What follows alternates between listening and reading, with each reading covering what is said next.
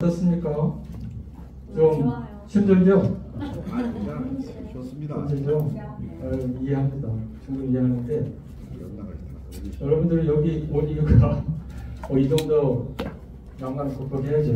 그러니까 젊었을 때도 1시간 강의 참기 어렵잖아요. 근데 1시간 반에 이렇게 토론해야 되기 때문에 좀 어려울 것 같지만 여러분들 잘 들어보면 또 우리 여러분들 통일시청 통일을 시청한 사람들이 지향하는 그 근본적인 이념이 무엇인지 그것들을 좀 잘 알 필요가 있잖아요. 그래서 이번 시간에는 어떤 일방적인 강의보다는 함께 우리가 직면하고 있는 문제들을 알아보고 그것들을 풀 수 있는 어떤 해결 방안들을 찾아가보는 그런 공동의 어떤 작업을 하는 시간이 됐으면 좋겠다는 생각입니다. 그래서 여러분들이 그 공감을 통해서 그 해결책을 스스로 찾아볼 수 있는 그런 방향들을 제가 제시하고 그리고 여러분들이 거기에 호응하고 공감하고 그것들을 여러분의 그 삶 속에 체화시켜서 실천에 나오면 좋겠냐 생각이 듭니다. 그래서 그런 측면에서 이제 코리안드림의 그 내용을 가지고 강의를 좀 해보겠습니다. 여러분들 코리안드림이 뭐죠? 여러분들 수없이 코리안드림을 배웠는데 자신 있게 답해볼 분이 있나요? 코리안드림 어떻습니까? 보니까 아까 도 통일 비전인가요? 새로운 대한민국의 통일의 새로운 국가를 만들어보자는 거죠. 예. 꿈이죠. 그 우리 민족 10월의 꿈이잖아요. 네. 그렇죠. 언제부터? 우리 민족이 건국할 때 오조선 건국 정신에 홍익인간 정신이죠. 널리 인간을 세상을 이루게 하는 홍익인간 정신이 그 코리안 드림의 근원입니다. 원초적인 배경이 거기에 들어있는 거죠. 우리 민족 10월의 꿈이에요. 근데 그 꿈이라는 게 우리 민족에만 해당되는 꿈이 아니에요. 그럼 어디에 해당되는 꿈일까요? 그렇죠. 세계와 모든 인류에 해당되는 꿈입니다.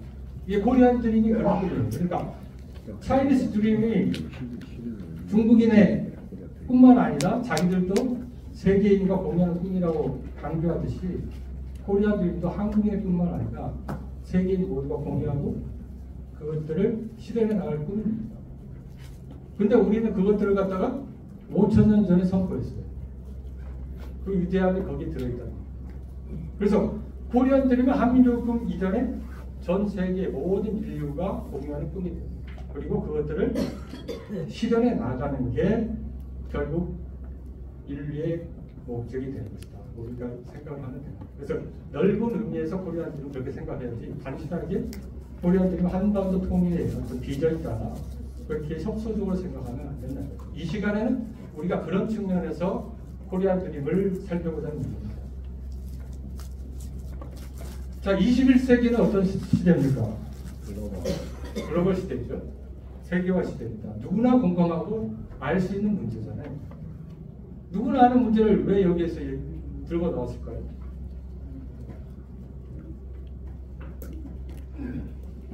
누구나 아는 문제잖아요.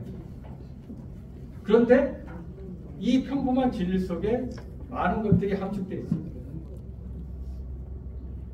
우리 인류는 엄청난 과학기술 진보에 의해서 말 그대로 초연결 시대를 살아가고 있습니다. 지구상이 크지만 결국은 한나절 또는 하루 일정으로 모두 도달할 수 있는 곳이 됐잖아요. 그리고 어떻습니까? 지구 반대편에 있는 일어나는 모든 일이라든가 사건들은 어떻습니까? 우리가 실시간 알 수 있죠. 통신에 간다고 해서 실시간 알 수 있죠. 네? 그렇잖아요. 그런 것들, 여행, 통신 이런 것들이 발달하고 결국 어떻습니까? 세계적인 차원에서 무역들이 이루어지면서 어떻습니까? 국가 간의 교류 이런 것들이 빈번히 일어나고 있습니다. 그렇기 때문에 인류는 어떻습니까? 한 나라에서 살고 있지만 한 나라 국민을 넘어서 본질적으로 근본적으로 하나의 지구성을 공동으로 존재하는 공동체적 운명을 가지고 있는 하나의 어떻습니까? 하나의 어떤 지구촌 가족이 된 것이죠. 그렇죠?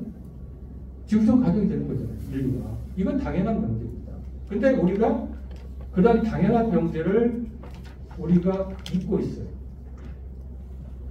우리가 하나의 어떤 공통의 뿌리 또는 하나의 가족 또는 지구상에서 같이 살아갈 공동체의 일원이라고 생각하면 어떻겠습니까? 그러면 지구상에 지금 발생하는 여러 가지 갈등과 대립, 분열들 이런 것들이 일어날 수 있을까요? 일어날 수 있을까요? 없겠죠? 예, 없겠죠. 이게 바로 근본적인 하나의 어떤 해답의 하나의 한 축이 되는 거죠. 우리가 하나의 가족이라는 것을 깨닫고 공동의 운명을 가지고 있는 존재라는 것들을 우리가 느낄 때, 공감할 때 모든 문제 해결들이 풀려질 수 있는 단초가 만들어질 것입니다. 자, 그러면 세계의 부정함 때문에 발생하는 여러 문제들이 있어요.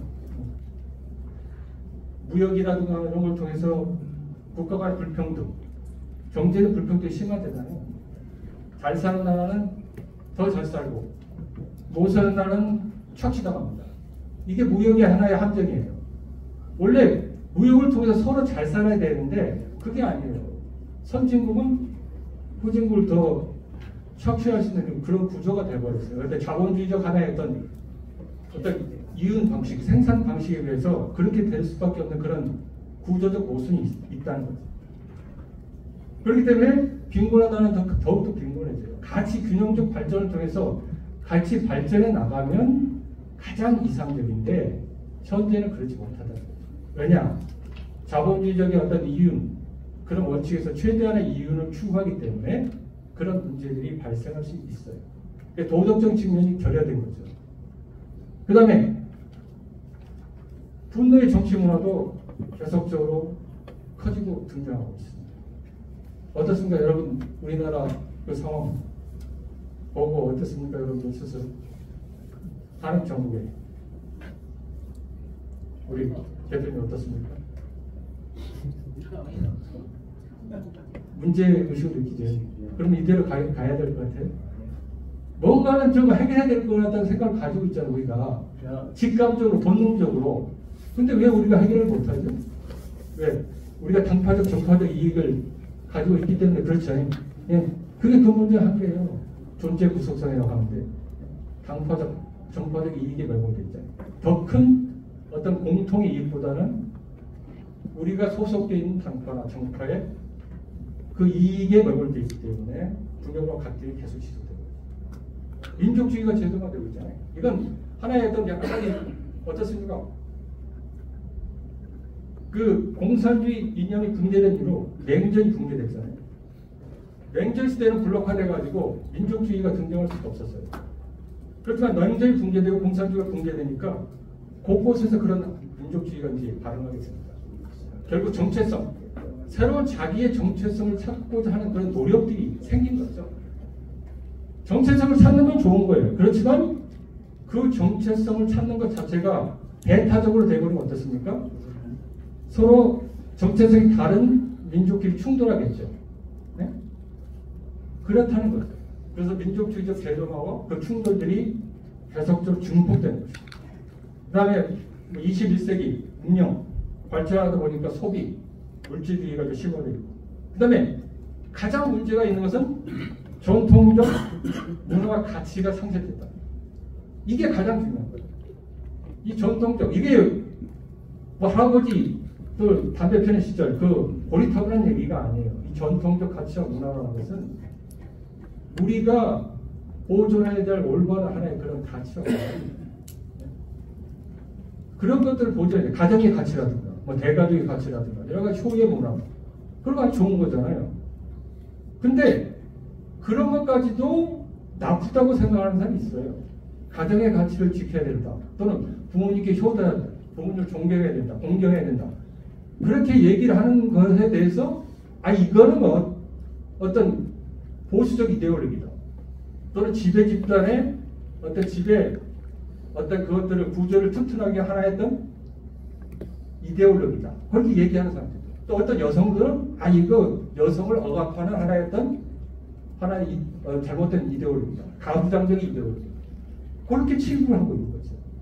그래서 파괴고. 요새 기혼주의 늘어나고 어떻습니까?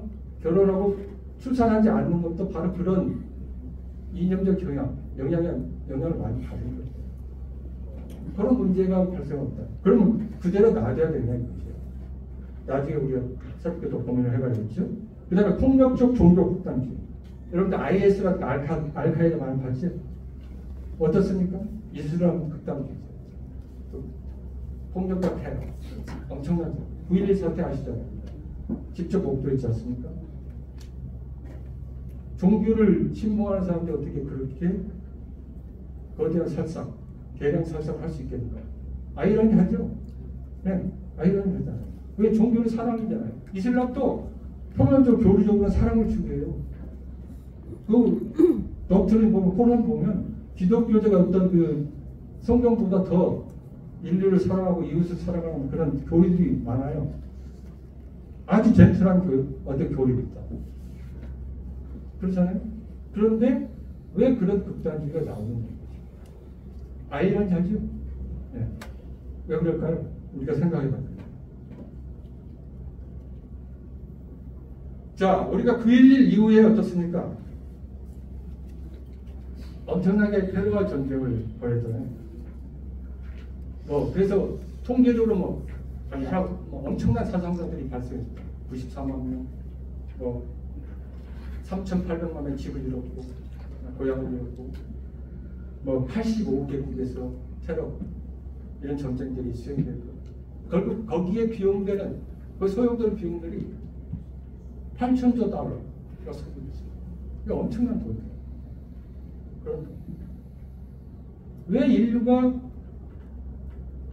겪지 않아도 돼, 또는 소비하지 않아도 돼, 사용하지 않아도 쓸데없는 돈들을 왜 이렇게 소비해야 되는가? 근본적인 물음을 우리가 가져야 돼요.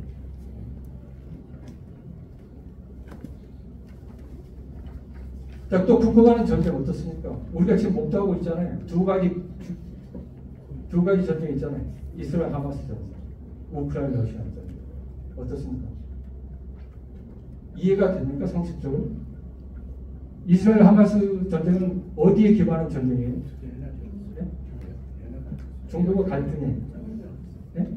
그렇죠? 유대교와 이슬람 간의 갈등이잖아요. 종교를 기반한 갈등, 전쟁이었습니다. 수천 년 동안 이 전쟁이 이루어졌죠. 우크라이나 러시아 전쟁은 어떻습니까? 이게 어떤 전쟁인가요? 성격적으로? 땅. 영토. 표면적으로 그렇게 보이지만 그게 아니에요. 근본적인 그 안에는 뭐야? 정체성이 아이덴티티, 정체성이 있다. 러시아는 우크라이나를 자기 땅이라고 생각해요. 자기 민족이라고 생각합니다. 실제로 러시아인들 우크라이나 많이 살고 있고, 고대로 올라가 보면 키예프 공국이라고 하는데 1000년 전에 거기서부터 그 러시아의 그 조상들이 거기서 발원되고 거기서 러시아가 시작됐어요. 지금 키이우로 가는데 거기서 키예프 공국으로부터 거기가 러시아의 그 원래 본질적인 고향이고 수도입니다. 나중에 그 몽골의 침입을 받아서 키예프를 버리고 모스크바로 러시아가 쫓겨갔지만 원래는 거기야. 자기 고향이고 수도예요. 그렇기 때문에 러시아 입장에서는 그 우크라이나나 키이우를 포기할 수 없는 거예요. 항상 마음속에 그 고향이라는 그 의식을 가지고 있고 언제든지 그 찾아야 된다는 생각을 가지고 있어요. 그런 정체성이 있다는 거죠. 그러니까 단순히 영토 전쟁이 아닙니다. 그 정체성을 갖다가 찾기 위한 하나의 어떤 전쟁입니다. 거기에 또 종교도 들어가 있어요. 종교도 들어가 있어요. 러시아에서 푸틴이 어떻게 주장한 줄 아세요? 러시아 전쟁을 일으키면서 푸틴은 우크라이나가 나토의 최전선이 될 수 있겠다. 그렇게 얘기를 하잖아요. 물론 우크라이나 나토에 가입하지 않았잖아요. 근데 푸틴은 어떻게 주장하냐면 서구 문명 자체, 이 타락된 서구 문명이 나토를 통해서 우크라이나를 통해서 러시아를 위협하고 있다 이렇게 주장합니다. 자기는 제3의 푸틴은 모스크바가 제3의 로마라고 주장하고 있습니다. 그래서 제3의 로마이기 때문에 기독교의 본질적 문명을 자기들이 수호해야 된다고 합니다. 기독교의 수호자를 자체가 없어요. 동방정교를 통해서 기독교 수호자로서 자임하고 그 타락된 서구 문명을 막아내서 러시아를 모아야 된다. 그런 이데올로기를 생산했습니다. 그리고 그것들을 러시아인들에게 주입했습니다. 러시아인들은 그것들을 동의하고 있어요. 무슨 말인지 아시죠? 단순히 러시아 영토적으로 침략 그걸 뺏는 게 아니에요. 본질적인 측면은 타락된 서구 문명으로부터 러시아 문명 또는 기독교의 본질 제3의 로마서 러시아를 수호하는 그런 성스러운 홀리 미션 임무를 가지고 있다. 그런 전쟁이다. 라고 러시아 병사들과 러시아인들을 무식교육을 하고 세뇌시키는 거죠. 그런 전쟁입니다. 그런 걸 여러분들이 이해를 하죠. 그것의 그 베이스는 결국 어떻습니까? 종교가 개입된 그리고 정체성이 개입된 하나의 갈등이잖아요. 복잡합니다. 단순히 영토의 싸움이 아닙니다. 그럴 때는 그것들을 해결할 수 있는 본질적인 툴들, 무기가 무엇일까 우리가 고민해봐야 돼요. 그게 바로 아까도 말했던 원 패밀리 언더다. 인류가 하나의 조상, 뿌리로부터 나온 공동의 운명체를 가지고 있는 하나의 가족이다. 이런 것을 생각을 하게 되면 그런 갈등 요소들을 넘어갈 수 있는 것이죠. 자, 여기까지 따라오셨죠? 어떻습니까? 들을만 하세요? 네. 좀 어려우신가요? 아니요. 어려우신 것 같아요. 이거는 뭐 어쨌든 간 서로 공감하면서 서로 여러분들 대화하면서 하는 게 좋을 것 같아요. 네. 우리가 다 알고 있는 문제이기 때문에. 자, 그러면 또 중국의 케이스를 한번 볼까요? 네. 이 선진 기술을 이용한 독재 국가들이 등장을 하는데 중국의 시진핑 이제 보게 되면 이제 어게인 뭐라고 하죠? 1793년에 청나라 권륭제를 하는 거죠. 권륭제, 청나라 아주 전성기였잖아요. 그것들을 갖다 재현하는 그 모택동 뭐 이런 것들 그렇게 지금 타이틀에서 데뷔했는데 시진핑 등장 이후로 중국의 어떤 집단 지도체들은 붕괴됐잖아요. 원래 등소통의 개방 개혁 이후에 어떻습니까? 마오쩌둥 시대가 지나고 어떤 집단 지도체제로 갔잖아요. 일종의 민주적 합의제도를 간 거예요. 일당 독재지만. 그래서 미국이 거기에 대해서 어느 정도 희망을 가진 거예요. 아, 이게 집단 지도체제는 민주화 또는 민주주의로 가는 어떤 과도기적인 체제가 될 거다. 네? 중국이 이렇게 개방 개혁하고 정치적으로 변혁하게 되면 어떤 서구 자유민주주의 또는 자본주의 시스템을 받아들여 가지고 중국도 온전히 미국처럼 변할 것이다. 그렇게 생각했잖아요, 미국이. 우리도 그렇게 생각했잖아요. 어떻습니까? 제가 2000년 전, 1994년, 95년 중국도 가봤고, 2000년 초반도 가봤고, 그런데 그때 가봤는데 중국이 정말 자유스럽더라고요. 이게 공산주의 국가예요? 할 정도로 자유스러웠어요. 그때는 개방 개혁 시기였거든요.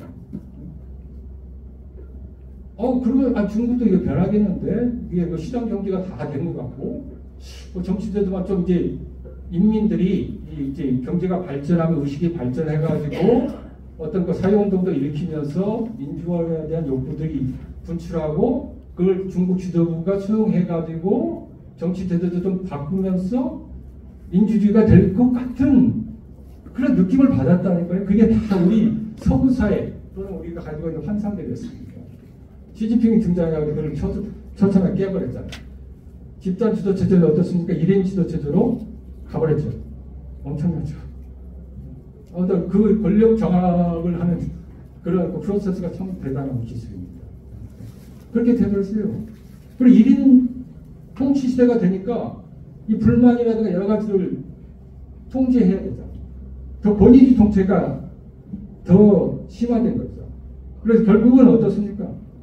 중국에 있어서 어떤 권위주의 통제를 강화하기 위해서 첨단 기술을 이용. 그게 첨단 기술의 대표적인 게 CCTV고 그리고 거기에 있는 소프트웨어가 안면 인식 기술. 안면 인식 기술. 여러분들 퀴즈 하나 드릴게요. 중국에 CCTV가 몇 대나 될 것 같아요? 14억 인구인데. 14억 인구의 CCTV 개수. 알아맞히신 분은 제가 책을 하나 보여드렸습니다. 코리안들의 한국사.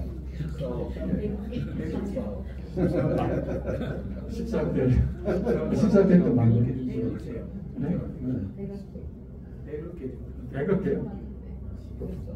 100억 개까지 될 필요가 있겠나? 6억 대입니다. 6억 대. 6억 대가 있어요. 그 6억 대가 곳곳에 다 설치되어 있어요. 그러면 6억 대는 엄청나잖아요. 그냥 다 있다고 보면 됩니다. 그렇잖아요. 우리도 한국 사람들 CCTV 많잖아요. 근데 그보다 더 엄청난 CCTV가 있어요. 근데 안면 기술, 인식 기술도 발전해가지고 그 범죄자들 있잖아요. 다니는 거 CCTV 다 파악해가지고 잡아요. 최근에는 어느 공연장에서 그 수배자들 바로 잡았어요. 안면 인식. 그래서 14억 인구인데 그 사람이 그 사람인가 판별할 수 있는 게 딱 3초 걸립니다. 3초면 그 사람이 그 사람. 그래서 잡으시는 거죠. 범죄자가 그럼 딱 잡아가지고 바로 경찰이 출동해가지고 바로 그냥 잡아요. 실제로 그 뭐 저하고 같이 일하는 분이 하나 있는데 중국 여행 자주 가는 분인데 자기가 저 그룹을 모시고 중국에 여행을 갔대요. 이렇게 탐사하다가 좀 이제 좀 허가되지 않은 좀 깊은 곳에 좀 유적을 보려고 갔대요. 당장 공안들이 달려와가지고 몇 시간 동안 조사받고 나왔대요. 그 정도로. 그래서 엄청납니다 지금. 그래가지고 이런 것들이 모두가 통제 수단이 되고 있어요. 그래서 이렇게 되면 중국이 민주화로 가기 어렵겠다는 생각이 들어요. 인터넷도 다 검열하잖아요. 뭐 댓글이라든가 여러 가지 성향도 다 검열해가지고 다 잡아들이고 있습니다. 이 테크놀로지가 이 사람들의 어떤 커뮤니케이션이라든가 또는 여러 가지 그 담론들을 확산시키는 데 도움이 되긴 되는데 그 담론이 확산되는 게 그 혁명을 이룰 수 있는 기제거든요. 소규모 그룹들이 담론을 형성하는 거예요. 나라를 변하게, 세상을 변하게 했다, 혁명을 일으켰다 하다가 이것들이 이제 더 확산하려면 이게 담론이 확산돼야 되거든요.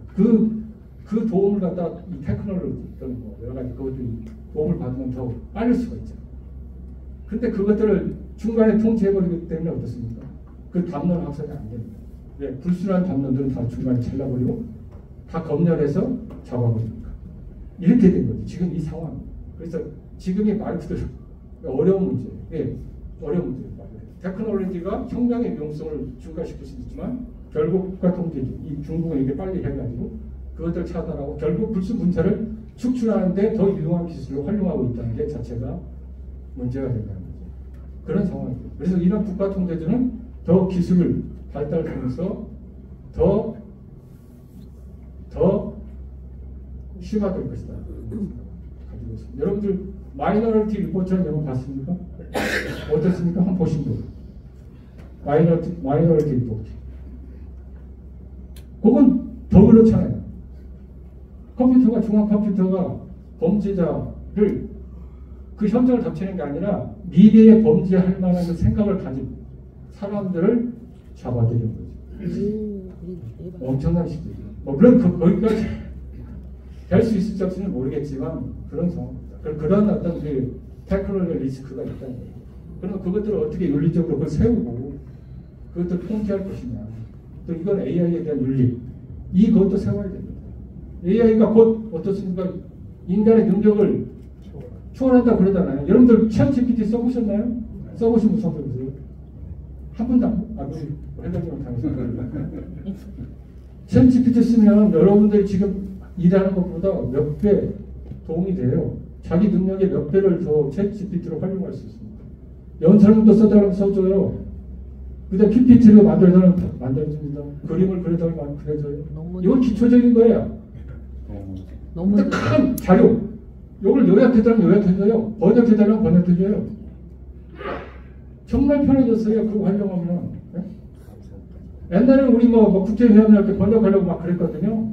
근데 요새는 그 번역 툴이 있어가지고 거기다 집어넣고 좀만 손 보고 그러면 돼요. 그만큼 편리해졌습니다. 분명히 이가 그런 것도 있지만 또 리스크도 있다. 양면성이 있다는 거. 자, 그러면 서구 민주주의는 문제가 뭐냐? 여러분들 어떠세요? 문제가 있는 것 같아요? 아닙니다. 우리나라의 상황을 봤을 때 민주주의가 어떻습니까? 문제가 있을 것 같죠? 그렇죠. 민주주의 문제는 옛날부터 알아왔어요. 그리스 로마 시대도 민주주의는 분명히 문제가 있는 체제다. 다수에 대한 폭정이라든가 광기 그런 것들을 알고는 있었지만 그래도 문명의 발전에서 가장 그래도 수용할 수 있는 최선의 것은 민주주의다. 그랬기 때문에 그 체제를 유지해 나온 거죠. 그렇지만 본질적인 문제가 있습니다. 그래. 네. 그래서 지금 현재 자유민주주의는 무엇에 문제가 있냐면 원래 미국식 민주주의는 하나님 또는 신 이걸 통한 보편적인 원칙과 가치가 있었어요. 그러니까 인간은 초월적인 창조로부터 불가침의 어떤 권리를 천부적으로 받았다. 그 원칙에 의해서 미국 민주주의가 성립이 됐거든요. 그렇잖아요? 근데 어떻습니까? 이런 가치를 지금의 민주주의를 잃어버렸어요. 좌우에게 극단주의로 정치가 변질되고 있어요. 당파적으로, 정파적으로. 또 여러 가지 그 극단성을 통해서 또 어떤 여러 가지 또 권위주의 통치 체제가 또 발생했어요. 민주주의라는 하나의 어떤 툴 속에도 독재가 나타나고 있는 그런 시스템이 있는 거죠. 히틀러가 어떻습니까? 히틀러가 독일의 민주주의 시스템에서 나왔잖아요. 그거 아시겠죠? 원래 그런 나치즘적 국가가 아니었어요. 민주주의에서 나온 거죠. 다 선거를 통해서 나온 거죠. 그런 그 약점이 또 있어요. 그럴 때 국가 권력이 대중을 억누르고 대중의 자유와 인권을 억누르는 그런 명분들이 있습니다. 사회 정의라든가 또는 형평성을 유지한다든가 또는 국가 안보라는 명목을 통해서 사람의 자유를 장식하는 그런 일들이 벌어지고 있죠. 지금 윤석열 정부의 개혁 사태도 그런 연장선상에 볼 수도 있습니다. 그렇죠. 국가 권력이 어떤 그 국가 안보라든가 또는 친북이나 정착혈 또는 여러 가지 그런 측면에 또는 선거 부정의 이슈 그런 걸 들고 나와서 좀 비상식적인 개혁을 했잖아요. 그 어느 정도 공감을 가면서도 방법론이라든가 절차라든가 그 생각들이 좀 너무 나이브하지 않는다는 좀 우려가 있습니다. 제가 정치적으로 발언하는 건 아닙니다만 양쪽에 다 이해를 하고 그것들 느끼지만 어쨌든 간에 사람들, 우리 국민들이 공감할 수 있는 그런 프로세스로 그것들을 나왔으면 이렇게까지 국가가 혼란스럽고 문제가 되지 않았을까 하는 생각이 듭니다. 안타까운 거죠. 왜냐하면 그건 제가 보기에는 그 여당이 대통령 올바로 좀 보좌를 못했기 때문에 아마 그러지 않았나 생각이 듭니다. 어쨌든 이걸 통해서 우리 민주주의가 더 성숙하고 더 나은 민주주의로 갔으면 좋겠다는 생각입니다. 자, 그러면 또 하나의 주제, 네오마르크시즘의 도전이 있는데 공산주의는 계급 간의 갈등을 부추겨 계급혁명을 통해서 사회를 정복하고 사회주의 공산주의를 나아가는 거잖아요. 자본주의가 고대되면 공산주의가 된다, 혁명이 된다 그러는데 공산주의가 붕괴해버리잖아요. 그렇기 때문에 그 이론이 다 틀린 거예요. 그러니까 이 공산주의 혁명을 해야긴 해야 되겠는데 뭔가 이거 바꾸지 않으면 안 되는 거죠. 아직도 마크시즘을 신봉하는 사람들은.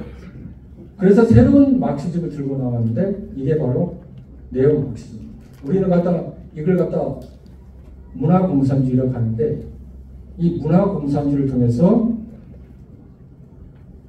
서구 사회에 침투하면서 문제를 일으키고 있습니다. 제가 보기에 이제 앞으로 뒤에 나올 그 내용들이 바로 네오 마크시즘의 그 영향으로서 문제를 일으키는 그 부분들이 많습니다. 그래서 원래 네오 마크시즘은 1920년대 헝가리 루카치라든가 이탈리아 그람시가 주장을 해가지고 1960년대 신자파에 영향을 줘서 독일의 어떤 프랑크푸르트 학파인 마르크스의 영향을 줘가지고 문화적 공산주의로 발전하는 게 네오 마크시즘의 그 본질입니다. 이 문화적 공산주의가 이제 해체주의, 말 그대로 포스트 모더니즘과 결합해가지고 모든 걸 해체한다. 성별 정체성, 남녀도 해체한다. 남녀의 성별 정체성, LGBTQ 아시죠? 무지개 색깔이 있는데, 그다음에 가정도 해체하고, 뭐 여러 가지 예술, 또는 유적, 또 종교 이런 거 다 해체한다. 그렇게 해체주의로 빠진 거죠. 어떤 극단주의 해체주의자는 유족들도 파괴했어요. 도끼로 가지고 까기도 하고 그런 극단주의적인 그런 행동까지 했다는 거죠. 근데 이 해체주의의 본질은 포스트 모더니즘과 연결되어 있는데 그게 뭐냐면 기존 종래의 어떤 철학, 종래의 철학은 어떤 로고스 중심의 철학이잖아요. 그래서 이 로고스 중심의 철학은 어떤 근원적인 진리, 절대 진리가 있어요. 근데 이 해체주의, 포스트 모더니즘의 그 진리에 대한 접근은 절대 진리는 없다. 모든 게 우리가 보기에 따라서, 사람의 보기에 따라서 다르다. 상대주의적 진리. 이 상대주의적 진리를 주장하는 거죠. 그래서 서구 사상을 상대화시켰어요. 절대적인 진리가 없기 때문에 모든 우리가 지금 기존에 진리라고 생각했던 것 또는 가치라고 생각했던 걸 전부 다 파괴해요. 남녀 문제도 마찬가지예요. 남자와 여자의 고유한 역할이 있다. 이게 일반적으로 우리 하여튼 믿고 있는 진리잖아요. 근데 이건 아니에요. 남자, 여자 역할이 없다. 그렇게 주장하는 겁니다. 저번에 그 미국의 청문회에서 대법관 청문했을 때 청문위원들이 미국의 대법관한테 물어봤어요. 여성을 어떻게 정의합니까? 대법관한테 물어봤어요. 어떻게 대답했을까요? 대법관이. 여성을 어떻게 정의합니까? 정의할 수 있습니까? 대표님 어떻습니까? 여성은 뭐예요? 여성. 대신할 수 없잖아요. 아니, 그러니까 정의. 여성의 데피니션을 할 수 있는 거죠. 개인적으로. 그 대법관은 질문을 답을 못했어요. 나는 생물학자가 아니니까 대답할 수 없다. 어떻습니까? 이런 대답을 할 수 있나요? 대법관은? 나는 생물학자가 아니니까 여성에 대해서 정의할 수 없다. 얼마나 한심해요. 네. 한심합니다.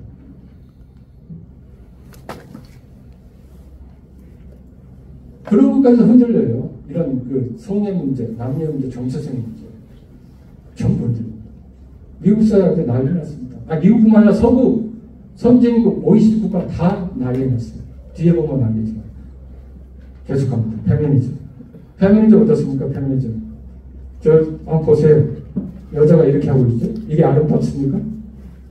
We are the racist. 우리는 저항군이다. 무엇에 대한 저항군일까요? 대표님 어떻습니까? 박사님 무엇에 대한 저항군인가요?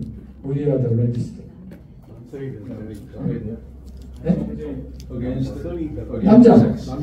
남자에 대한 저항군. 그 다음에 페미니즘에 투표한다.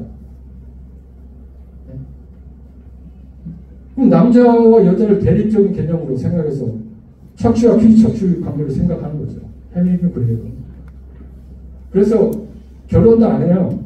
결혼 시스템이라는 것은 여자를 척추한 하나의 어떤 제도니까 안 해요.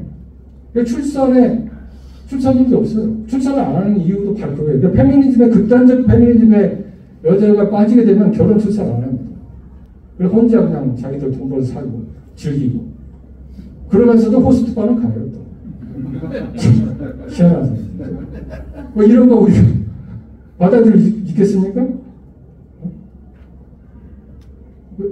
그 호스트바 가는 그 하면서 변명이 뭔지 아세요?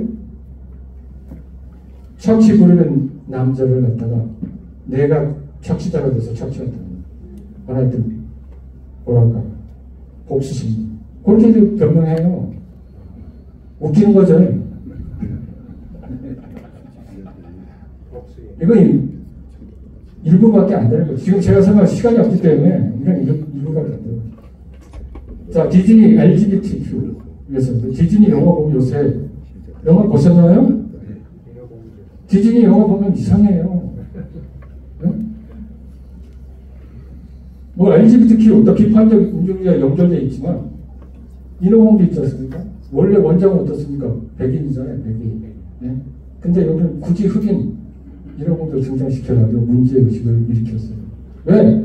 이게 정당하다는 거예요. 왜냐하면 어떻습니까? 워키즘이라고 해가지고 깨시민 또는 깨시민 사상이라고 하는데 모든 종류의 차별, 구분 이를 반대하고 모든 걸 평등하게 대해야 된다. 그런 생각이거든. 보기에는 좋죠. 그 설명은 좋아요. 근데 어떻습니까? 이런 무리수들이 등장하는 거죠. 그리고 또 어떻습니까? 역차별이 생겨요. 자, 그럼 여러분들 밑에 있는 사진 어떻습니까?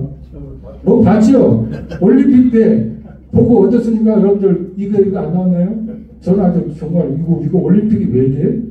시끄럽습니다. 최후의 만찬을 이렇게 보는데 다 여기 들어있는 인간들이 LGBTQ들입니다. 성전환자라든가 LGBTQ. 이 기독교적인 어떤 신성 최후의 만찬을 못 지켜버렸어요. 올림픽 위원회에서 그것들을 받아들인 거예요. 아, 그럼 우리는 올림픽 위원회가 세계평화를 추구하고 어떤 건전한 어떤 스포츠 문화를 고양해야 되는데 이런 것까지 우리가 그걸 용인해야 되냐 생각을 했겠죠. 저도 그렇게 생각해서 이거 보기 전에는 올림픽 위원회는 건전하겠지. 근데 아니에요. 다 오염돼 있어요. 가장 오염된 LGBTQ나 워키즈가 오염된 건 유엔입니다.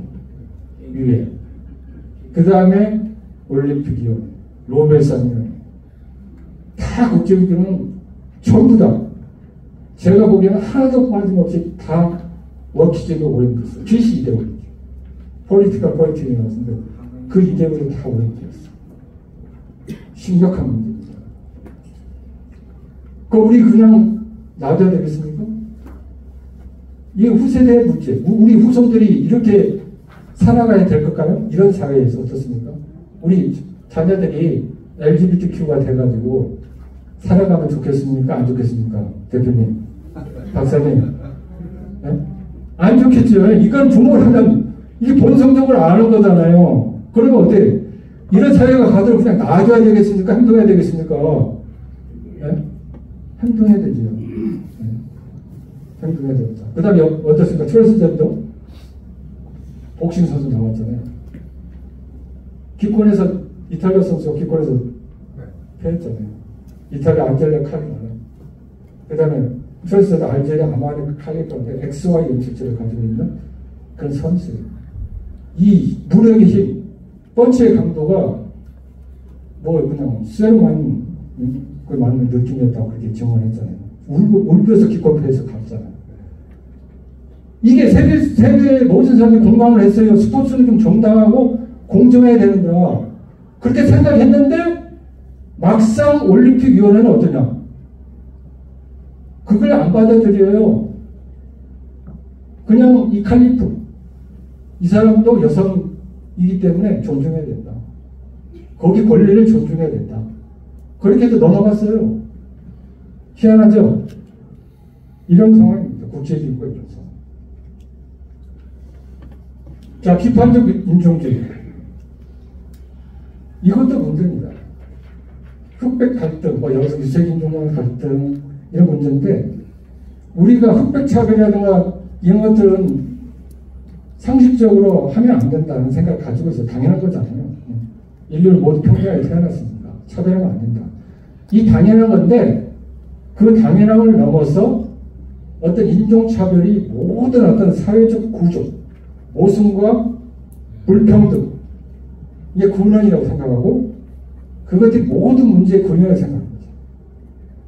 그래서 역으로 그걸 뒤집어서 뒤집어야 된다는 거죠. 그러면 이렇게 되면 백인들이 역차별 당한다고 이제 호소가 엄청나게 많은 거죠. 그리고 실제로 그래요. 미국의 어떤 그 명문대 입학 같은 거 이렇게 쿼터가 있습니다. 쿼터제.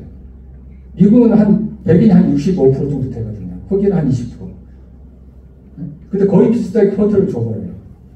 그럼 어떻게 됐습니까? 백인 학생들이 우수한데 못 들어가잖아요. 그런 비판들이 엄청 많아요. 그래서 이번에 트럼프가 당선된 게 바로 그거예요. 이 워키즘이나 PC 이데올로기, 이 비판적 인종 이데올로기의 어떤 반향과 반동의 리스판스, 그 영향이 큽니다. 도저히 이게 이제 못 찾겠다. 이거 너무한다. 이거 너무 주장도 이게 너무한다. 우리 권리를 찾아야 되겠다. 그래서 트럼프를 찍어준 거예요. 보수적 백인들. 우리가 생각해 트럼프가 뭐 미친년을 생각하죠. 한국 언론이 그렇게 생각하죠. 근데 그렇지 않아요. 미국 사람들은 트럼프를 정상적인 사람을 생각해요. 제가 미국에서 생활을 몇 년 해봤는데 자동차 타고 딱 몰고 갑니다. 딱 이 인터체인지가 있어요. 뭐라고 해야 되지? 사거리가 있어요. 딱 그럼 딱 대기하고 있어요. 딱 대기하고 있는데 백인들은 자기들이 먼저 와도 내가 갈 때까지 기다려줘요. 무슨 말인지 알겠죠? 자기가 먼저 안 가요. 나 그런 적은 못 봤어요. 근데 흑인들은 어떻습니까? 물론 인종을 얘기할 편견이 있겠지만 실적으로 보니까 그런 모습을 보이더라고요. 그런 거 없어요. 그 다음에 고속도로 쭉 가는데 고속도로 막 3차선, 2차선 쫙 앞질러 가지고 막 그렇게 무리하게 운전하는 데서 보면 다 흑인들이에요. 그리고 음악을 크게 막 틀어놓고 막 사람들이 들을 수 있도록 크게 틀어놓으면서 그냥 구형 캐딜락 같은 그런 차를 몰고 다니면서 소리를 막 빵빵거리면서 그렇게 막 고속도로를 가로지르고 가는 사람 백발백중 흑인입니다. 20년 전에 그걸 다 목도했어요. 제가 그래서 흑인들이 인종적 차별을 당하고 교육을 못 받아 그런 것도 있겠지만 이 문화적 수준이 아직 백인을 따라오기는 엄청나게 수준이 낮구나. 교육을 해서 그것들을 빨리 그걸 해야 되는데 그 상황이 엄청나게 떨어졌구나. 그걸 느꼈다는 거예요. 지금도 개선이 안 되실 겁니다. 그런 상황이에요. 그렇기 때문에 그런 것들이 너무 이게 비판적 인종적 흑인 위주로 뭘 해야 된다 이렇게 주장하는 것은 결국 그 문제를 해결하는 게 아니라 그 사회에 갈등만 부추기는 거죠. 이게 결국 일의 답이 아니라는 거죠. 자, 이런 이런 문제들이 많이 노정되고 있습니다. 우리는 그것들을 해결해야 된다는 공감을 가지고 있어요. 그것들을 해결하느냐, 해결하지 못하느냐 따라서 20세기 인류 문명의 교차점 통해서 우리가 어떤 길로 가느냐 결정. 결국 갈등과 혼돈 상황으로 더욱더 빠져 들어갈 것이냐, 평화와 번영의 신세계로 나아갈 것인가. 이것들이 결정이 됩니다. 여러분들은 본성적으로 어떤 걸 원하세요? 인간이면 누구나 어떻습니까? 갈등과 혼돈을 택하겠죠? 그런가요? 평화 번영을 택한다면 이거 인간 본성이잖아요. 인간 본성. 누구나 평화 번영 택하는 게 인간 본성. 평화롭게 살고. 근데 그냥 원한다고 되는 건 아니에요. 뭔가 우리가 실천해야 돼요. 여기에 해당이 되는데 결국은 보편 가치를 우리가 다시 인식하고 그것들을 공감시켜 나가요. 그 보편 가치는 미국의 건국에서 나타납니다. 하나님의 주권이라는 개념이 여기서 등장하고 그 주권을 바탕으로 미국이 탄생합니다. 미국의 독립선을 보면 어떻습니까? 가장 중요한 거. 우리 서희철 기자님한테 강의를 많이 수없이 들을 때문에 그 가장 중요한 한 절을 우리가 다 외울 수 있잖아요. 뭡니까? One nation, one God. 뭐 그런 것도 있지만 그거는 결국에 가장 키워드 한 단어 있잖아요. 한 단어. 여기 앞에 있잖아요. 모든 인간은 평등하게 되어 창조로부터 불가침의 권리, 천부인권의 권리를 가지고 이게 가장 중요한 핵심 가치잖아요. 여기에 그 보편 가치의 그 기본적인 근원이 여기 있는 겁니다. 이것들을 갖다가 우리가 실현해봐요. 근데 봉건사회는 그게 아니잖아요. 교황이라든가 왕에 의해서 인간의 가치가 어떻습니까? 억눌렸잖아요. 왕권 신수도 나는 교황은 왕이다. 또는 왕은 왕이다. 교황은 그 대리 통치보다 왕이다. 그렇게 생각 도전을 못했잖아요. 거기에 도전한 거예요. 도전. 거기에 적극적으로 도전해서 인간 자체가 창조주의 형상으로 태어났기 때문에 이 내재적인 권리를 요구할 수 있는 권리가 있다. 그것들을 실현하는 게 기본적으로 인간의 가치, 자유와 인권을 실현하는 근본이다. 이걸 깨달은 거예요. 미국 사회. 그걸 깨달은 거예요. 그 깨달음을 통해서 미국이 건국된 겁니다. 이건 혁명적인 아이디어예요. 그렇잖아요. 교황이나 사제, 왕에 의해서 종속된 사람들이 아니라 대상으로 아니라 자유와 인권을 누려할 주체로서 자기들이 자각했다는 거예요. 미국의 건국 정신 그겁니다. 어떤 정부나 대통령이나 그거에 의해서 종속되는 국민이 아니에요. 여러분들 미국인들이 총을 소유하는 이유가 뭐예요? 더우니까 자꾸 옷 좀 벗겠습니다. 우리 박사님 어땠습니까? 아세요? 물 좀 드시면 총을 가지고 있는 저기 보호. 온도는 낮춰야 돼. 보호는 보호. 온도를 좀 낮춰. 온도.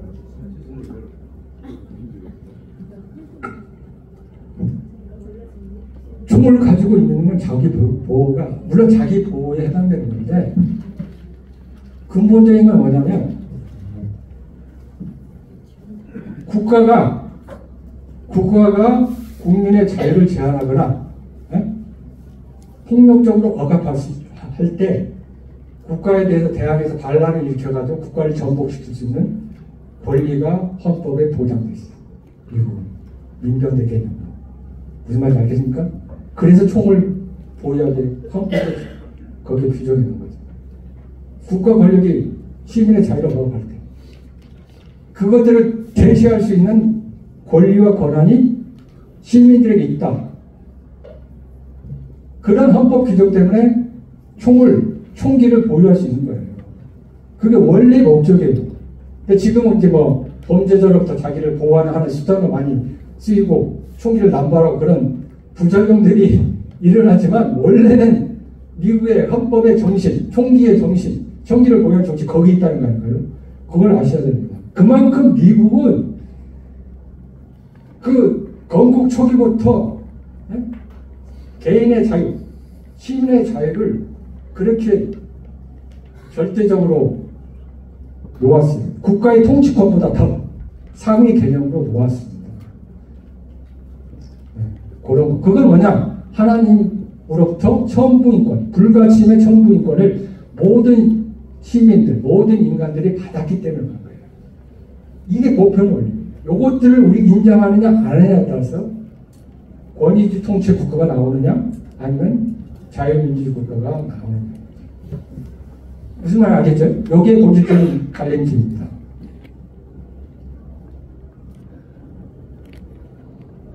자, 그러면 개인으로만 인간은 끝나는 게 아니잖아요. 자, 그럼 개인으로만 끝나는 건 그보다 더 큰 단위는 뭔가요? 가정이잖아요. 가정. 가정은 공동체, 사회에서 가장 기본적인 단위입니다. 그리고 인간이 사회적 관계가 형성되는 가장 기초적인 단위예요. 그리고 거기서 질서를 배우잖아요. 여러 가지 질서라든가 또 사랑, 박애, 공동체 정신, 상호 의지하고 그런 정신들을 배울 수 있는 그런 가장 좋은 단위예요. 그렇기 때문에 그 가정의 가치를 올바로 실현하는 게 개인의 가치를 올바로 실현할 뿐만 아니라 올바른 사회를 구성하는 데 가장 결정적인 빌딩블록 단위가 되는 것이죠. 가정은 사회의 가장 기초적인 기본 단위입니다. 그래서 그 가정을 올바르게 구성해 나가고 그걸 유지하는 게 가장 중요한 하나의 또한 우리가 지향한 핵심 가치 중에 하나가 되는 것입니다. 그리고 이것들을 갖다가 세계적으로 확대하실 때 결국 하나님 안에 인류 한 가족 개념으로 모든 인류를 받아들이세요. 미국 독립선언서의 그 내용과 결합해서 인간의 자유, 권리의 균형, 이것들이 하나님 안에 인류 한 가족이 하나가 된 범주에서 서로 결합되고 그게 공유되고 공감되고 그게 하나의 어떤 그래서 그 규칙으로 형성되고 하나의 비전으로 형성될 때 바로 우리가 하나님 안에 인류 한 가족의 비전들을 공감하고 그 공감을 통해서 행동할 수 있는 거죠. 우리가 더 나은 사회를 이루어 나가는 노력들이 시작되는 거거든요. 그럼 근본 법칙은 어떻게 우리가 인정해야 되냐? 상대주의자들 또 포스트 모더니즘자들은 근본 법칙을 부정을 안 해요. 근데 우리는 근본 법칙, 절대 가치가 있다고 보는 입장이거든요. 사람은 어떤 선한 의도만 가지고 있다고 해서 세상을 평안하게 살 수는 없어요. 왜냐? 자기 의도는 누구도 몰라요. 그렇잖아요. 그걸 실천을 해 나타내야 되잖아요. 그래서 평화 실현을 통해서 평화 실현을 위해서 효과적인 행동들을 해야 됩니다. 효과적인 행동. 그리고 자기 존재가 자기로부터 근원된 것이 아니라는 것들을 인정해요. 유물론은 어떻습니까? 박사님. 인간은 어떻습니까? 무엇의 소산일까요? 물질의 소산이었습니다. 물질의 뇌수, 의식도 어떻습니까? 뇌수에서 생겨나잖아요. 물질의 소산. 그렇기 때문에 절대 가치가 없어요. 왜냐하면 다 인간은 개별적인 존재들이야. 뇌수도 다 달라. 그러니까 거기에 있는 의식들도 어떻습니까? 다 다른 거 아니에요. 절대 가치가 없잖아요. 어떻게 절대 가치라고 말할 수 있는 그런 하나 기준이 없어요. 그렇기 때문에 결국 그 자체로부터 인간은 물질적 소사야 말 자체에 절대 가치가 부정된다는 거죠. 그리고 그 속에 하나님과 신이 부정돼요. 보편적 절대 가치가 없는 거예요. 기준이 없는 거죠. 모든 게 상대 가치야. 그렇기 때문에 기준이 없기 때문에 자기 나름대로 다 생각하면 된다고 생각해요. 양심도 어떻습니까? 그런 가치에 바탕하기 때문에 남들이 보기엔 이거 양심적인 것 같지 않은데 근데 자기는 양심적이래. 그런 걸 봤잖아요. 우리가 어떻게 양심을 가지고 있는 사람이 저런 행동을 할 수 있을까? 유물론자들은 그럴 수 있습니다. 유물론자들은 뭐 주로 진보주의자인데 그 진보주의를 비판해서 미안하긴 한데 그런 생각이 있어요. 그 사상의 연장선이 있어요. 무슨 말인지 알겠습니까? 양심도 달라요. 물론 양심은 하나님과 가장 가까운 마음이에요. 근데 그것도 오염이 돼 있어요. 그게 문제입니다.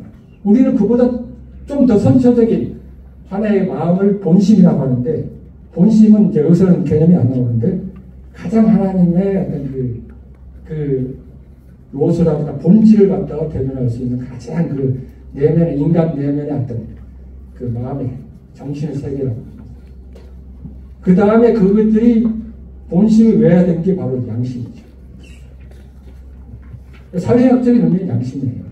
본심은 이제 우리 측면에서 종교적인 측면에서 용어인데 사회학적 용어에서 양심은 그런 의미를 합니다.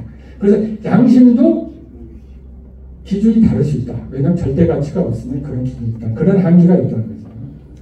결국은 지금의 사회는 우리가 변경할 수 없는 그런 것들 절대 가치, 자연 법칙이 존재하듯이 우리가 지켜야 될 근본 법칙이 있고 도덕법칙이 있다. 이것을 임의적으로 변경할 수 없다는 것을 우리가 인정해야만이 결국은 우리가 모두가 하나의 가치나 하나의 비전에 공감할 수 있는 토대가 됩니다. 그거 없으면 안 됩니다. 절대로. 우주 근원에 대한 현대 과학이 밝혀. 현대 과학들이 이제 우주의 근원을 하면서 이게 신이 과연 존재하는가 그런 식의 그 탐구를 했어요. 과학자들이 궁금하겠죠. 우주가 어떻게 태어나고 그리고 그 신이 그 우주를 만들었나? 어떤 설계자가 있나? 그렇게 생각했을 거 아니에요. 많은 위대한 과학자들은 뭐 신을 믿는 사람들 많이 있습니다. 자기의 어떤 탐구를 통해서 결국은 우주가 자발적으로 그냥 자연적으로 형성된 게 아니다. 어떤 설계자를 통해서 형성된 게 아니냐 그런 생각을 가지고 있습니다. 그러니까 어떤 우주는 어떤 수학적인 정확성, 법칙을 가지고 태어나고 존재합니다. 어떤 절대적인 자연 법칙이 있을 거라고 과학은 생각을 하고 있습니다. 초월적이고 불가적인 진리가 있을 거야 분명히. 그러면 그것들을 만들어내던 절대자가 있을 거 아니냐. 그러면 우리는 그걸 뭘 부르냐? 그건 신이다. 하나님의 은혜를 가자. 그걸 얘기를 하는데 그 유명한 그 과학자 중에 로저 펜로저라는 사람이 있는데 1970년대에 이제 수학적으로 이제 우리 우주가 태어날 수 있는 것을 빅뱅을 통해 가지고 태어날 수 있는 확률을 한번 계산해봤어요. 계산해봤는데 그 확률이 10에 10승에 120분의 2. 10에 10승에 120분. 이거는 상상 초월합니다. 10에 10승에 120분의 1. 0은 아니지만 이걸 엄청난 숫자입니다. 그렇죠? 이런 숫자로 이런 확률밖에 안 된다는 거죠. 자연스럽게 태어날 확률이. 그러면 결국 뭐다? 그러면 우주는 누가 설계하지 않아요. 설계해서 빵 터뜨리지 않으면 안 된다는 결론에 이르게 되는 거죠. 그만큼 이 우주가 스스로 태어나는 것은 어려워요. 확률적으로. 물질이 스스로 빅뱅을 통해서 이 지금 같은 우주가 발생했다? 불가능합니다. 여러분들이 존재하는 건 뭐다? 여러분들 각각 몸속에 양성자나 중성자나 전자들이 있잖아요. 그렇지 않습니까? 그건 다 그렇게 돼서 여러분들 보면 물리학적으로 보면 여러분들은 지금 하나의 보이는 실체인데 물리학적으로 보면 미립자석에 보면 여러분들 빈 공간이나 마찬가지예요. 아무것도 없는 공간이나 마찬가지입니다. 네? 진짜라니까요? 우리 소립자 그런 식으로 같이간 눈으로 보면 여러분들은 안 보여요. 그냥 빈 공간처럼 보여요. 그만큼 공간이 떠 있어요. 그런 공간이 안 거죠. 근데 여러분들 집행하는 그 화학적 작용과 전자기력을 통해서 여러분들이 실체로 보이고 그런 거죠. 그거 없으면 여러분들은 실체로 보일 수 없습니다. 그리고 그 여러분 속에는 전자나 양성자 또는 그 중성자가 조금은 그 수치, 질량이 조금만 변해도 여러분들 존재할 수 없어요. 우주 초기에 그 질량이 조금만 달라도 우리 같은 우주나 여러분들이 존재할 수 없다니까요. 그러니까 아주 미세 조정이 나가는데 이 엄청난 미세 조정들이 일어난다는 거죠. 이건 자연적으로 불가능해요. 그렇기 때문에 결국 이 미세 조정은 누가 했냐? 결국은 신밖에 없다고. 그렇게 결론을 도달한다는 거죠. 엄청나죠? 이런 거 처음 들었죠? 미세 조정이 있었다는 거. 네.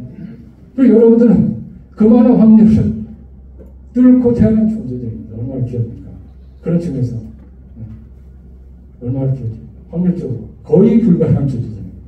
어떤 사람들 그걸 해결하기 위해서 그 많은 예를 들어 그 많은 우주들이 그러면 우리 우주 하나만 창조된 게 아니라 그냥 어떤 자연 발생적으로 하면 그 많은 수의 우주가 발생하면 되는 거 아니냐 그렇게 주장하는 또 사람들도 있어요. 예를 들어 그래서 아까 10에 500승계 우주가 뭐 있다 그렇게 주장하는 사람도 있습니다. 10에 500승계 우리 우주 말고 우리 우주도 940광년인데 빛의 속도 940억 광년을 달려가야 끝이 나타나는데 그런 우주 말고 10에 500승계 우주가 또 있다는 얘기를 주장하는 거죠. 그게 가능합니까? 논리적으로 불가능하잖아요. 그렇게 해서 회피하려고 하는 거예요. 신의 존재를 확률적으로 회피하려고. 그게 말도 안 됩니다. 결국 결론은 제가 이렇게 과학적으로 얘기하는 것은 바로 그거는 결론은 어떤 우주의 설계자, 최초의 설계자 없이는 있을 수 없는 거죠. 그래서 분명히 그 설계자가 있고 그 설계자가 가지고 있는 보편 가치와 보편 원리가 있다. 법칙이 있다.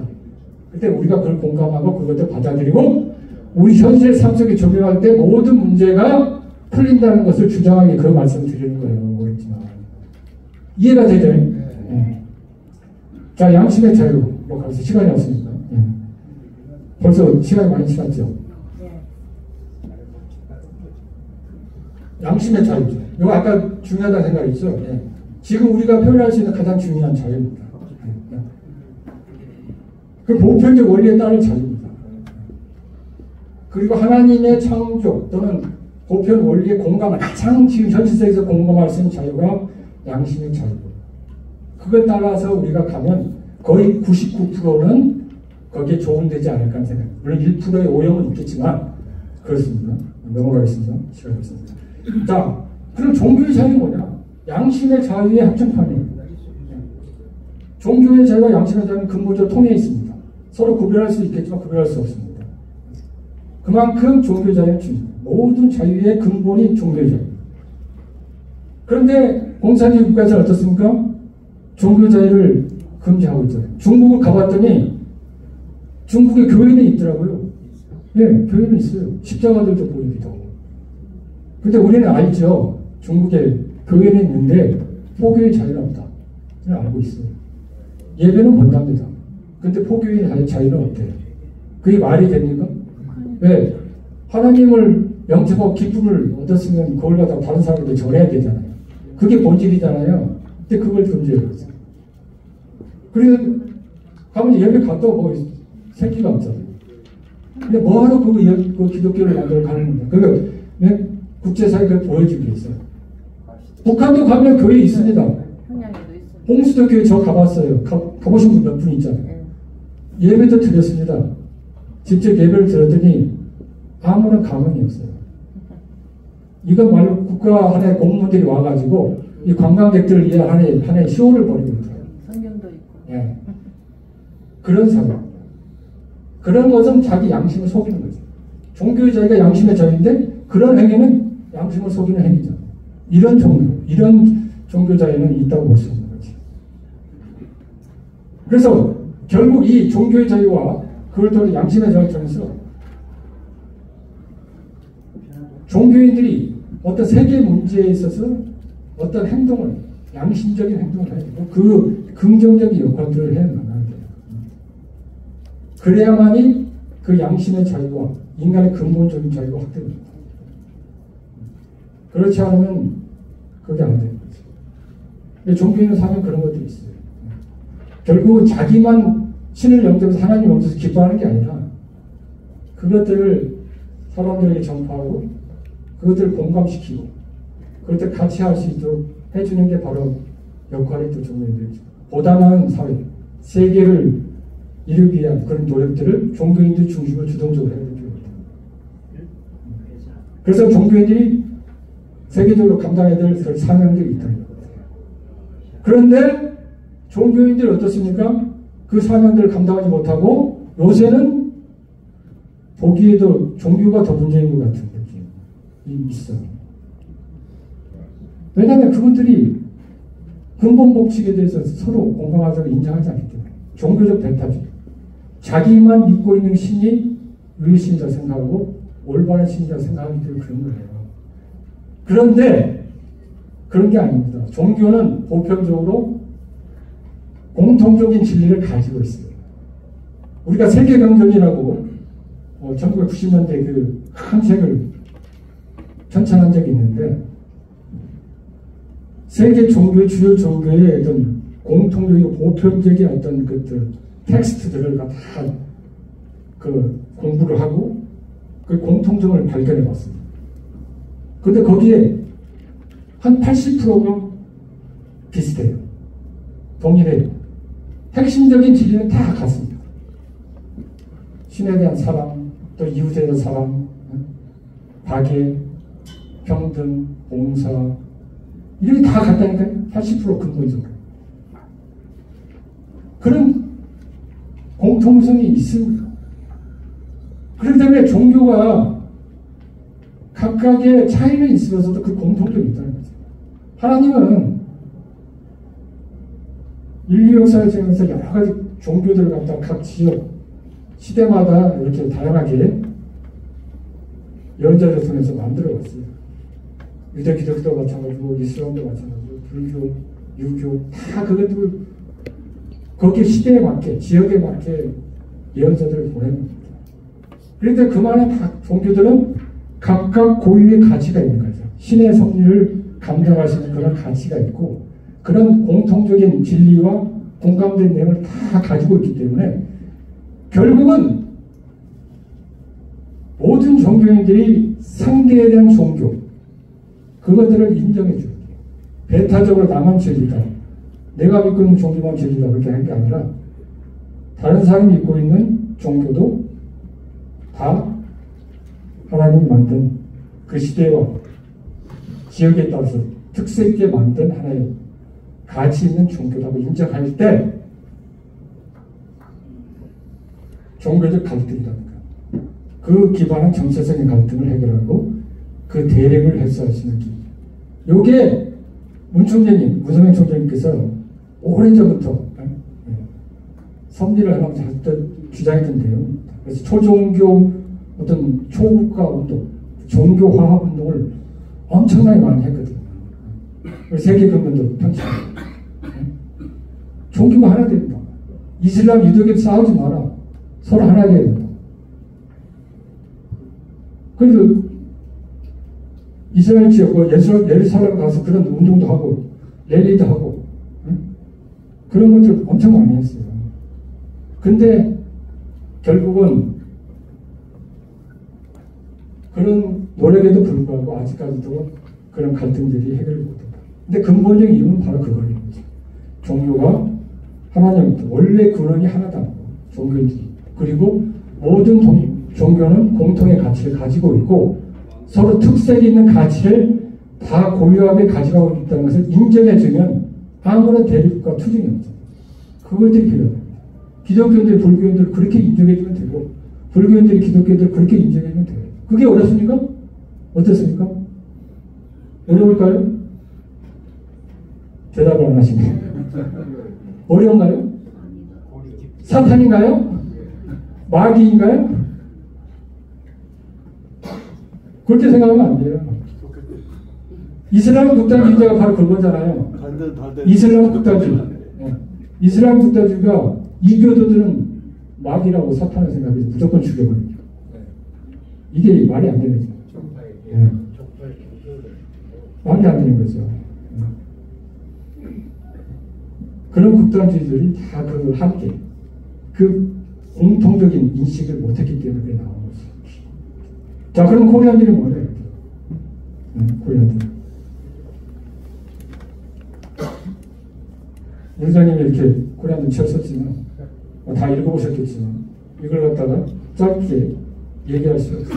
근데 코리안들은 그런 홍익인간이죠. 널리 인간과 세계를 이렇게 하는 거. 이거는 미국의 독립성 그 영적 그런 원리와도 통합니다. 이것들이 결국은 모든 문제를 해결할 수 있는 그 키예요. 북한의 인간적 존엄성, 부재한 사회잖아요. 그런 가치를 또 근본적으로 극복할 수 있는 거죠. 또 북한 사람들도 받아들일 수 있는 거예요. 아주 심플해요. 널리 인간을 사랑하고. 이거 아주 뭐, 거기에 이데올로기에 들어있나요? 강파가 들어있나요? 어떻습니까? 없잖아요. 네. 아주 보편적이지 않습니까? 주체와 대상도 없어요. 구별도 없습니다. 너와 나의 구별도 없어요. 그렇지 않습니까? 홍익인간이면 그래요. 뭐 박애, 봉사, 기독교적 사랑 이런 것도 주체와 대상이 있어요. 수혜자 또는 수혜를 받는 그 대상들이 있습니다. 구별이 되어 있습니다. 있습니다. 있잖아요. 근데 우리 홍익인간 정신은 없습니다. 주체와 대상 구별이 없어요. 너와 나의 구별이 없어요. 그렇기 때문에 소외가 없어요. 받는 사람 소외의식을 느끼지 않아요. 뭔 말인지 알겠습니까? 모두가 동등한 주체니까. 이런 위대한 보편성이 있다는 거예요. 봉사와 피봉사 사회에서는 사랑을 주고받고 봉사하는데 피봉사자들은 소외의식을 느껴요. 일종의 자격지심이라든가. 그게 문제가 생겨요. 네? 문제가 생길 수 있다는 거죠. 그런 것을 넘어설 수 있는 게 홍익인간 정신입니다. 얼마나 보편적입니까? 그것들이 모두가 공감할 수 있다는 거죠. 그래서 결국은 이 정신을 통해서 냉전의 마지막 유산이 우리 한반도 통일, 그것들을 냉전 유산을 해결하고 통일을 이루어서 결국 세계 평화를 일으켜 나가는 게 코리안들의 비전입니다. 그리고 그걸 통해서 모델 국가를 만들어내는 거죠. 통일한 번도 미래가 모든 인류에게 모범이 되는 나라를 만드는 거예요. 이거는 그 한민족의 꿈뿐만 아니라 한민족의 나라뿐만 아니라 모든 세계가 그것들을 공감하고 받아들일 수 있는 나라입니다. 대표적으로 분열과 갈등의 어떤 그 남북의 갈등들을 극복하는 겁니다.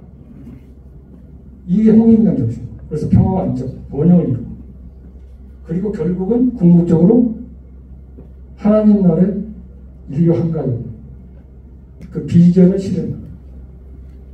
이것들은 냉전의 유산이라든가 식민지 어떤 분열적 유산들을 전부 다 초월합니다. 이게 코리안 드림의 근원입니다. 그리고 우리가 그 코리안 드림을 통해서 추구하는 한국의 미래입니다.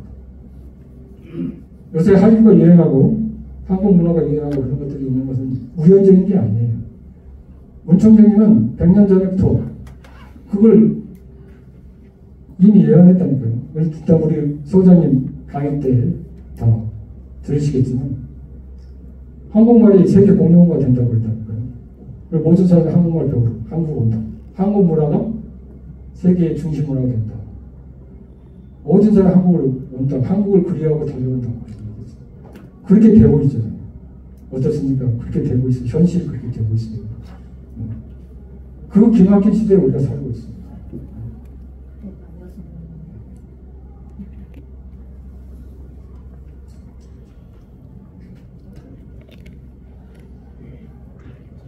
결국은 아까도 얘기했지만 하나님 아래 인류의 한 가지 수가는 가정입니다. 가정만큼 중요한 건 없습니다. 모든 게 가정에서 이루어지죠. 질서라든가 사랑이라든가 박애라든가 또 나눔이라든가 공동체의 정신이라든가 얘기를 할 필요 없어요. 여러분들도 가정하면 알 수 있죠. 디테일을 얘기할 필요가 없는 거죠. 가정하면 딱 그렇게 얘기가 되는 거죠. 그만큼 좋은 게 없어요. 경제적으로도 가정만큼 어떻습니까? 효율적인 게 없습니다. 그렇습니까? 3대가 같이 살면 어떻습니까? 부모님이 자녀들, 애기들 돌봐줄 수 있죠. 베이비시터가 필요 없어요. 그렇잖아요. 그래서 사랑과 질서를 배울 수 있죠. 얼마나 효율적이에요. 그리고 서로 의지가 되잖아요. 경제적으로 한쪽이 또 한 아들이나 딸이 어려워질 때 서로 도와줄 수 있죠. 한 가정에 살면 그렇게 해줄 수 있어요. 근데 따로 살면 어떻습니까? 또 생각이 달라져요. 왜? 경제 단위가 달라지기 때문에. 이해관계가 발생해서 하기가 어렵지. 마음이 있어도 할 수가 없는 거지. 그렇기 때문에 우리는 3대 가정을 또 대가정이라고 하는데 그것들 더 추구하고 그것들을 권장하고 그래야만 질서가 있어요. 할아버지, 조부모, 부모, 손자에서 질서가 좀 3대가 질서가 있는 거죠. 이 질서가 올바른 사회 질서를 배우는 데 가장 중요한 핵심치입니다. 그게 없으면 애들이 제대로 사회생활을 배우는 건강한 사회인으로 성장할 수도 없습니다. 그래 그만큼 가정이 그렇게 중요한 것입니다. 그런데 그 가정을 파괴하려고 하는 노력들이 엄청나게 진행됩니다. 아까 워킹이라든가 PC 대우를 그 페미니즘 그 극복해 나가야죠. 통일을 주장하는 사람들 추구하는 우리가 고려한들이 시험된 사회도 가정이 올바른 사회죠. 그게 기본입니다. 그게 안 되면 모든 게 헛것이에요. 그렇지 않습니까? 가정이 없이는 사회, 국가가 존재할 수 없죠. 결국 옳고 그름 이것들은 각각의 사람들과 다를 수 있지만 그것들을 조화하고 극복하고 그것들을 하나로 할 수 있는 보편적 원리, 도덕 가치가 필요합니다. 그걸 통해서 그것도 극복해야 되는데 그런 그 잘못된 시기를 극복할 수 있는 건 추이됩니다. 결국은 하나님 안에 인류 한 가지 비전을 실현하기 위해서 보편 원리와 가치를 그리고 도덕적 리더십을 올바로 확보해가지고 그것들을 실천해 나감으로써 사회를 변화를 주도할 수 있는 리더가 필요합니다. 그게 바로 우리 통일시장 사람들의 우리들, 여러분들이라고 했습니다. 우리가 단순히 통일운동만 하는 게 아니에요. 통일운동을 하는 거예요. 그리고 올바른 사회를 통해서 올바른 세계를 만드는 게 우리 궁극적 목표예요. 한반도의 통일은 중간 단계잖아요. 고려한들은 중간 단계잖아요. 그렇죠? 결국에 최종 목적은 뭡니까? 원패밀리 언더가 있어요. 인류 한 가족, 사회 시대. 마지막입니다. 결론적으로 지금까지 얘기했던 내용이 바로 결론이 나왔습니다. 인류를 세계평화로 이룰 수 있는 비전. 뭐라고요? 하나님 말에 인류 한 가족이죠.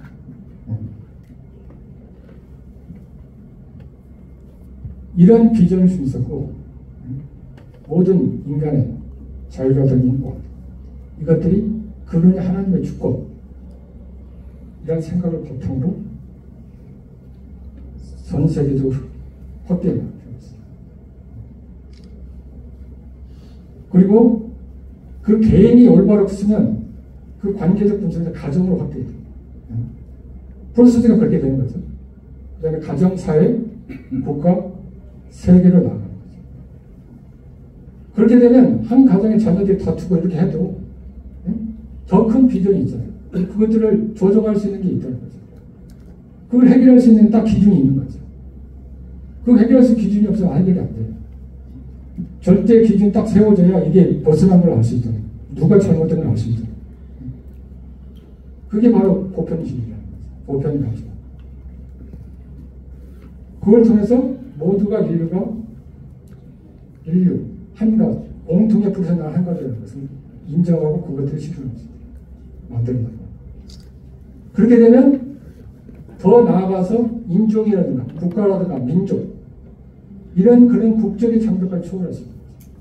왜냐하면 일본도 우리 입장에 보면 원패밀리 언덕에서 이념의 입장에 보면 어떻습니까? 하나님 안에 인류 한 가족이잖아요. 일본 민족도. 그러면 반일 감정이 생기겠어요? 안 생기겠어요? 안 생깁니다. 안 생기죠. 북한은 어떻습니까? 중국 어때요? 중국하고도 잘 살면 되죠. 평화롭게 잘 지내면. 물론 체제가 좀 변화가 되겠지만 거기도. 그런 마음을 기본적으로 우리가 가지면 되는 거예요. 그러면 어떻습니까? 서로 싸우고 다툴 일이 없겠지. 그런 영적 의식을 가지고 전 인류가 고용할 수 있어요. 그리고 이러한 큰 꿈을 가지고 우리가 실천해 나갑니다. 그래서 현재 폐로장을 극복해가지고 넘어서 미래 가능성을 통해서 도전하고 그것들 실현을 나가면 우리 모두가 원래부터 바라는, 원래 그 본성에서 바라는, 본심에서 바라는 인류 한 가족 사회를 실현할 수 있다. 이게 꿈입니까? 관념인가요? 어떻습니까? 꿈일까요? 관념일까요? 현실이죠. 한 사람의 꿈 뭡니까? 꿈은 다들 꿈이라고 하잖아요. 근데 이게 모두가 공유하는 꿈이 되면 어떻습니까? 현실. 공유에서 가장 중요한 공감하는 거죠. 공감. 우리가 공감을 해줘. 이 사회에 코리안들을 공감시킬 수 있잖아요. 그리고 그걸 공유하고 그 실천해서 하나의 세력을 형성해서 대세를 이루는 겁니다. 대세를 이루면 변혁의 힘이 나오는 거죠. 세상을 변할 수 있는 힘이 나오는 겁니다. 그 대세를 우리 코리안들의 사상을 통해서 통일시장 사회를 만들어야 돼요. 우리밖에 없습니다. 우리나라에 지금 어떤 단체가 있습니까? 여러분밖에 없다니까요. 아무리 눈을 씻어봐도 없어요. 이런 생각을 가지고 운동하는 사람은 아무도 없습니다. 아무도 없어요. 우리밖에 없어요. 우리가 가장 선진적인 사람들이에요. 가장 도덕적인 이상을 추구하는, 고결한 이상을 추구하는 사람들. 그런 자부심을 가져야 돼요. 그런 그 자부심, 낙관주의, 그리고 우리가 추구하고 있는 그 세계는 반드시 실현될 수 있다는 그런 낙관주의를 가지고 있어야 돼요. 뭐 사회주의자들은 혁명적 낙관주의라는데 여러분들 그런 낙관주의를 가지고 있어야 돼요. 그 낙관주의를 통해서 여러분들이 그 힘과 동력이 나타납니다. 그리고 결과적 국가적 변혁, 세계적 변혁을 이룰 수 있는 거대한 파도들을 우리가 만들어낼 수 있습니다. 그러면 통일을 시작한 사람들은 이 시대에 있어서 가장 핵심적이고 중요한 사회운동을 하고 국가개혁운동을 하고 세계를 변화시키는 운동을 했다는 사람들로 후대에 기록될 것입니다. 여러분 아시겠죠? 그러시겠죠? 네. 혹시 질문 있으면 질문을 해주세요. 뭐 없겠지만. 예. 왜 없겠지만 예. 예. 예. 없죠? 예. 수고하셨습니다.